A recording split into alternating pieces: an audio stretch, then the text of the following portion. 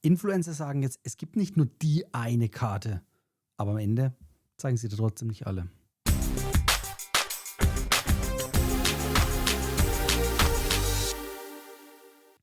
Ich habe vor vielen, vielen Jahren schon auf das Thema aufmerksam gemacht, dass sogenannte Amex-Influencer nur eine bestimmte Amex-Kreditkarte immer in die Kamera gehalten haben.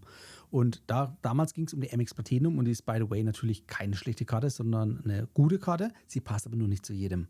Und das sollte einem bewusst sein. Wenn man natürlich schon tiefer im Meilengeben drin ist, dann ist es selbstverständlich, selbsterklärend, dass es viele Karten gibt zur Auswahl und dass man eben individuell schauen muss. Und genau das ist das, was ich auch schon immer sage da draußen. Also ich habe vor Jahren schon Podcast-Folgen dazu aufgenommen und YouTube-Videos, um genau dieses Thema an Aufklärungsarbeit zu leisten. Das bedeutet, ja, damals hieß immer nur, diese eine Karte ist die richtige, die brauchst du, die musst du haben. Und mittlerweile hat sich das ein bisschen wieder beruhigt. Ja, und jetzt hat sich scheinbar das Blatt gewendet oder doch nicht, denn jetzt gibt es heute Influencer, die sagen, ja, es gibt ja nicht die eine Karte, das ist ja falsch, nur von dieser einen Karte zu reden. Das breite Feld ist doch, oder das Spektrum ist ja viel breiter, da muss man ja von allen Karten reden. Und deren Portfolio zeigt am Ende doch nur Amex-Kreditkarten auf. Also nicht die eine, aber die eine Bank.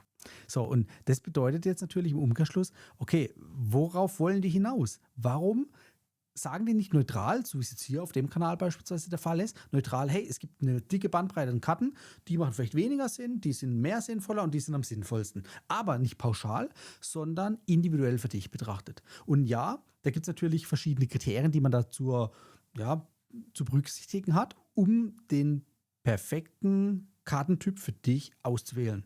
Ja, das geht also nicht pauschal. Also damals schon, und das ist heute immer noch falsch, diese eine Kreditkarte, das ist die beste, die brauchst genau du. Oh, aber ich kenne dich ja gar nicht. Ja, trotzdem.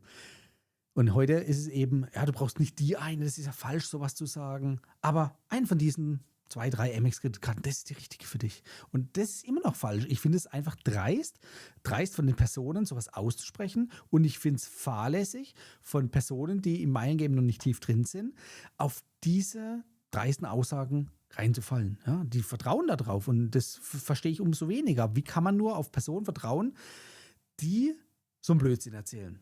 Ja, das ist noch freundlich gesagt. Aber es ist wirklich so, man muss wirklich da draußen aufpassen, wem schenkt man sein Vertrauen. Und das ist ganz, ganz wichtig. Und ich versuche ja immer neutral an die Sache heranzugehen. Ich habe allein auf YouTube schon ein Dutzend Vergleichsvideos zwischen verschiedenen Kreditkarten, um einfach neutral die Vor- und Nachteile hervorzuheben. So, das ist für mich meine Motivation, das konkret und neutral aufzuzeigen. Dann kann jeder selber sich eine Meinung bilden und schauen, okay, das ist jetzt für mich die passende Kreditkarte aus dem und dem Grund. Also die Kriterien mit zur Auswahl stellen. Ganz, ganz wichtig. Und auch wenn man dann vermeintlich sagt, ja, ich habe dann ein Tool, das findet dir die beste Karte heraus. Und am Ende geht, egal was du anklickst, geht es trotzdem auf irgendeine Amex-Kreditkarte.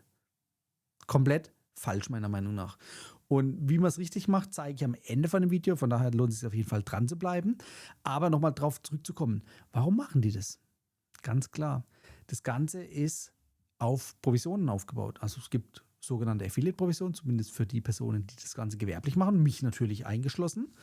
Und die versuchen natürlich dann für ihren eigenen Benefit natürlich den bestmöglichen Umsatz zu generieren, um so viel wie möglich Karten anzudrehen. Und dieses Andrehen, das ist genau das Wort, was einem sofort auffällt, wenn man sich mit der Materie ein bisschen auskennt, dass eben nicht auf diese einzelnen individuellen Bedürfnisse eingegangen wird, sondern einfach pauschal gesagt wird, das ist die richtige Kreditkarte oder eine von diesen 3 Amex-Kreditkarten ist die richtige. Wie gesagt, Amex-Kreditkarten sind geil, keine Frage, aber sie passen nicht für jeden, nicht zu jedem Zeitpunkt. Also für einen Einsteiger, der hat vielleicht ganz andere Bedürfnisse. Der will erstmal einfach anfangen, ja, mit einer kostenlosen Kreditkarte beispielsweise oder mit einem kostenlosen Bonusprogramm, ja, Payback, Miles & More, kostet erstmal nichts. Unverbindlich anfangen. Und selbst dann, wenn man dann ein bisschen fortgeschritten ist, dann kann man auf Amex-Kreditkarten natürlich auch gut gehen. Das macht durchaus Sinn, denn sie haben natürlich den klassischen Vorteil neben den ganzen Kartenbenefits, dass du eben eine flexible Punktewährung hast. Das ist der konkrete Unterschied zu Payback und Miles & More. So, die flexible Währung ist aber auch gleichzeitig geschuldet auf Basis der Komplexität, dass das Ganze für einen Einsteiger eigentlich undurchdringlich, undurchschaubar erscheint. Ja? Gerade am Anfang. Später mal, keine Frage. Dann hat man ein bisschen besseren Überblick, versteht das Ganze besser.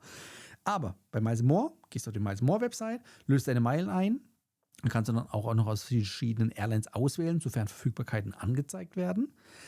Bei Amex hingegen, da musst du erstmal aus einer Auswahl von mehreren Transferpartnern, also je nachdem, ob du jetzt Hotelbonusprogramme oder Vielfliegerprogramme mit reinziehst, knapp 10 Bonusprogramme, musst du auswählen und sagen, okay, ich will jetzt meine Punkte dahin schieben. Ja, aber warum genau da? Also du musst erstmal in den Vergleich gehen und gucken, okay, wie kann ich meine Flugstrecke bei den ganzen Programmen abbilden? Was kosten die einzelnen Meilenwerte pro Vielfliegerprogramm für meine Strecke und für meinen Zeitraum? Was ist das Transferverhältnis? Und die unterscheiden sich eben von Vielfliegerprogramm zu Vielfliegerprogramm. Also wenn ich meine Amex-Punkte in Vielfliegerprogramm A übertrage, dann mache ich nur 20% Verlust. Wenn ich es in Vielfliegerprogramm B übertrage, mache ich zum Beispiel 33% Verlust. Also es soll nur verdeutlichen, es gibt unterschiedliche Tauschverhältnisse und am Ende unterschiedliche Meilenwerte, die aufgerufen werden, um diesen gleichen oder ähnlichen Flug zu buchen, auf der gleichen Strecke zumindest. So, und diese Komplexität, wie gesagt, für jemanden, der fortgeschritten ist, das ist alles dann einfacher. Aber am Anfang ist es eine große Hürde. Und deshalb ist meine Empfehlung nach wie vor, am Anfang erstmal mit was Einfachem anzufangen. Das ist halt eben Payback und Miles More.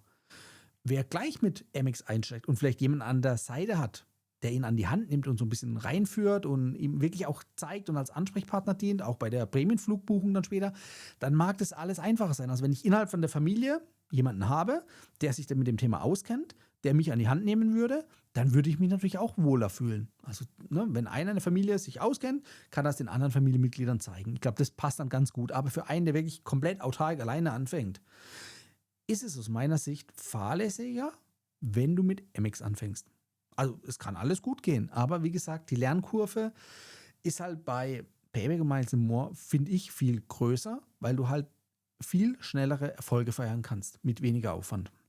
Ist meine persönliche Meinung, die ich aber hier seit vielen, vielen Jahren vertrete und auch hinter der ich heute noch stehe. Also von daher, ja, Amex-Kreditkarten sind pauschal nicht schlecht. Ich habe selbst etliche, aber es muss halt zu den Menschen passen. Und dieses Passen ist, wieder gesagt, an Kriterien gebunden, die zum Beispiel schauen, okay, welche Bonuswährung steckt hinten dran, in welche Vielfliegerprogramme kann ich es übertragen, also sprich, brauche ich diese Flexibilität überhaupt, brauche ich sie nicht? Wie sieht es mit dem Willkommensbonus aus, ist der mir wichtig, ja oder nein? Wie sieht es mit der Fremdwährungsgebühr aus, ist mir das wichtig, ja oder nein? Und anhand von solchen Kriterien kann man sich durch die gesamte Geschichte durchhangeln, selbstständig durchhangeln, um dann am Ende ein Ergebnis zu bekommen, wo lautet, okay, die 2, 3 Karten, die passen eigentlich gut zu dir. Und es müssen dann am Ende keine Amex-Karten sein. Können, müssen aber nicht. Und das finde ich dann einfach viel fairer der Neutralität gegenüber. Weil, wie gesagt, wir müssen berücksichtigen und wir sollten nicht vergessen, am Ende vom Tag stecken Affiliate-Provisionen hinten dran. Ja. Wie gesagt, auch bei mir natürlich. Aber nichtsdestotrotz sage ich nicht, diese Amex, weil ich da am meisten Provision kriege, ist die beste, die brauchst du. Das wirst du von mir nicht hören, hast du noch nie gehört, wirst du nicht hören. Das heißt, ich habe genau aus diesem Grund auch einen Kartenfinder gebaut, der dir einen Überblick gibt anhand von verschiedenen Kriterien und Fragen und dich zu einer möglichen Auswahl führt, welche Karten zu dir für deine Bedürfnisse, die du zumindest angeklickt hast, bestmöglich passen. Und es gibt eine große Auswahl der verfügbaren Meilenkreditkarten in Deutschland. Also es geht halt um Meilenkreditkarten logischerweise, aber eben nicht nur auf irgendwie eine Nische hin oder eine Spezialisierung, sondern den Fokus wirklich auf die Bandbreite. Und dann kann halt auch was rauskommen, dass eine Amex Payback Kreditkarte, die kostenlos ist, besser für dich ist, aber halt eben keine Membership Rewards Kreditkarte. Auch da muss man zwischen Amex nochmal unterscheiden. Aber du weißt, worauf ich hinaus will. Also wie gesagt, auch eine Miles More Kreditkarte kann halt für den Einstieg besser sein als eine Amex. Oder umgekehrt eine Eurowings Kreditkarte, die keine Fremdwährungsgebühren hat, kann besser sein als eine Miles More Kreditkarte. Genauso. Also wie gesagt, ich versuche da transparent aufzuzeigen, was ist alles möglich. Und dann natürlich auch komplette Erfahrungswerte von mir mitzugeben und natürlich aufzuzeigen, okay, aus welchen Gründen wird denn diese Karte aufgezeigt oder welche Benefits bietet dir diese Karte explizit. Dann hast du nochmal selbst die Möglichkeit, da nachzuschauen. Oder du gehst dann halt danach auf meinen YouTube-Kanal hier und schaust dir die ganzen Vergleichsvideos an zu den einzelnen Kreditkarten. Und dann siehst du schnell, okay, wenn du zwischen 2 Kreditkarten stehst, welche hat welche Vor- und Nachteile und wie wäre meine persönliche Empfehlung, in deinem Fall dann so eine Karte auszuwählen. Ja, das kannst du machen. Natürlich freue ich mich, wenn du mich supportest und über meinen Affiliate-Link so eine Karte buchst. Aber ich zwinge es dir nicht auf. Ich versuche, und das ist, wie gesagt, schon seit Jahren mein Mantra gewesen, euch und dir neutral aufzuzeigen, welche Kreditkarten gibt es, Vor- und Nachteile, und dann kannst du für dich die passende Wahl treffen. Wenn du jetzt sagst, hey, hört sich alles gut an, her mit dem Tool, her mit dem Kartenfinder, ja, dann schau mal unten in der Beschreibung, da verlinke ich dir das Tool. Ja. Du kannst so kostenlos drauf zugreifen und kannst dir einfach selbst ein Bild machen. Ja. Schauen, wie und wo werden nach welchen Kriterien dir die Karten vorgestellt und empfohlen. Und dann kannst du dir nochmal, wie gesagt, einen Überblick verschaffen mit den einzelnen Leistungsumfängen der einzelnen Karten. Kannst dir selber nochmal ein Bild verschaffen. Und das ist ganz, ganz wichtig. Du musst, damit du überhaupt die Entscheidung treffen kannst, verstehen, was brauchst du und was gibt es an der Auswahl, an den Kreditkarten auf dem Markt. Ja, und dann kannst du das passende Match suchen.